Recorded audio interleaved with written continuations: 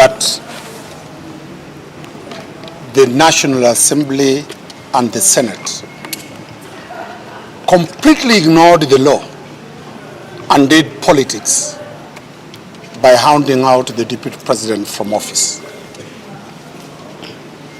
Surprisingly, in Parliament and in Senate, the team that was after the removal of the deputy president was composed of seasoned lawyers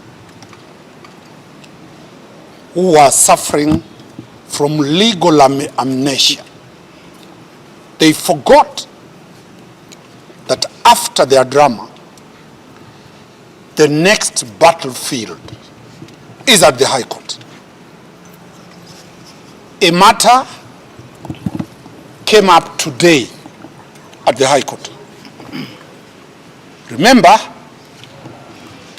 the law provides that upon an impeachment, the president has 14 days to nominate.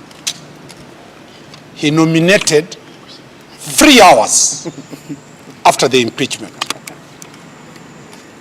The Constitution provides that Parliament shall have 60 days to deal with this question. Parliament sat within 15 minutes and gazetted that they have approved Professor Kindiki to be the deputy president nominee. A swearing-in ceremony was arranged at Uhuru Gardens the next day. And that's why I say, Mr. President, your legal team has failed you. You are finding yourself in a crisis created, masterminded by incompetent legal advisors surrounding the head of state. The law on the assumption of office of the deputy president is that upon the determination of this is the person to be appointed, that appointment must be done the next Tuesday after that determination. That Tuesday will be declared a national holiday. That national holiday, that deputy president-elect shall take oath of office between 10 to 2 p.m. What was happening at Uhuru Gardens is a complete sham and an abuse of the constitutional and constitutionalism in Kenya. Today, the state came to pick an order that they have vacated, the interim orders. My clients, Sheria Mtaani, and very many petitioners had filed petitions. They were certified by the judges. The judges referred those matters to the Chief Justice for empanelment. On the 18th, the Deputy Chief Justice simply picked the files that had interim orders and brought them to court for them to be vacated. That scheme goes deep into very serious questions of politics. What was the position of the judiciary, the DCJ, in the elections of 2017? We have got to go back to the history. Where is the CJ?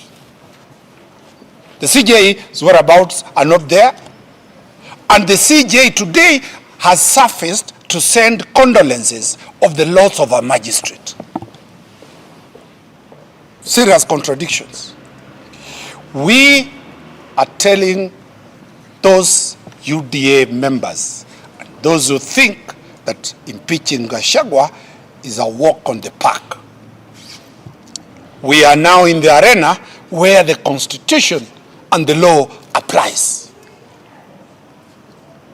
The courts, after the High Court, any party that will lose this matter will go to the Court of Appeal. Any party that will lose this matter will go to the Supreme Court. And I'm telling Kenyans, the deputy president shall be in office until around March 2027, when they will part away and each will form a political party to contest the elections of 2027. We are calling upon the judiciary to follow the law, and I'm appealing to the media. You are the custodians of the people's rights. Proceed. We have information. An application is supposed to be done to gag the media that this matter is of national security question. My good friend Senator Manzo will deal with that. We shall protect the freedom of the media to air everything. There is no national security question. We will be very ready, alert to defend Rigiji. And Rigiji, with his over 7 million votes, has a right that every Kenyan follows this matter to the end. Aluta continue, and we, as of now, we are aware the security organs have been removed from the deputy presidents, which is contemptuous of the court order. There is no constitutional crisis. There is no constitutional crisis. Anybody raising the question that this matter needs to be dealt with because it's a national constitutional crisis, where is IEBC? Remember, Kindiki's academic certificates, Kindiki's ID, Kindiki's voter registration, Kindiki's passport, Kindiki's qualification can only be vetted by the chairman of IEBC. The president cannot be. That is the next phase. The nominee that has been put across does not meet the constitutional and statutory requirement to be appointed a deputy president. That is the next phase.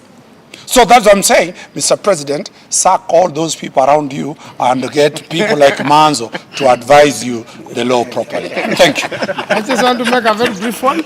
I want to say that whatever the National Assembly and Senate do is subject to the court. Some people are pretending that once we do a shambolic impeachment, then the courts have no business in it. The courts are seized of this matter. We want justice to prevail.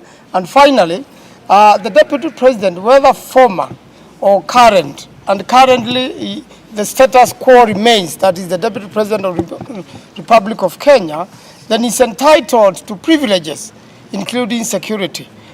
Even for former deputy president or for former vice presidents, those privileges are there, and if security is paramount, it should be returned with immediate effect. I thank you. There are ladies who came from Congo. Anybody else who wants to say something? I can say something. Say something. Say something. Ladies and gentlemen, mine will be very brief. And I want to say that today I've learned a lot, and there's a difference between being a law academia and practicing the law.